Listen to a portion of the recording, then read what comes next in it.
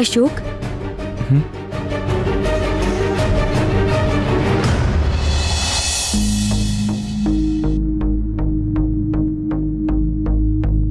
ಹೇಗಿದ್ದೀರಾ ಅಶೋಕ್?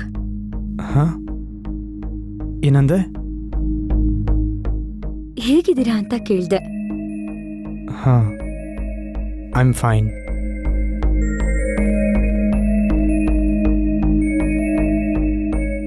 ಸಾರಿ, ವಿಷಯ ಕೇಳಿದ ತಕ್ಷಣ ನನ್ನಿಂದ ಬರಕ್ಕಾಗ್ಲಿಲ್ಲ.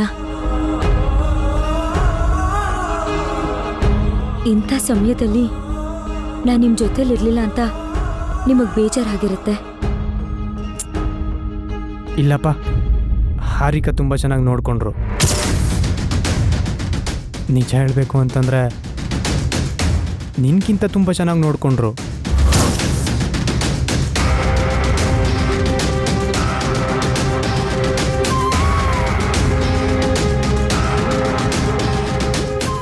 ನೀನು ನೆನಪೇ ಆಗಿಲ್ಲ ಅಂತಂದರೆ ಲೆಕ್ಕ ಹಾಕು.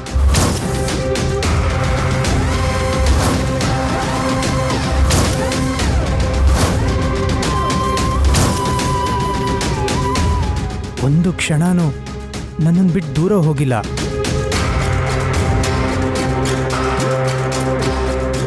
ಅವ್ರನ್ನ ಮದುವೆ ಆಗೋ ಹುಡುಗ ತುಂಬ ಪುಣ್ಯ ಮಾಡಿದ್ದಾನೆ.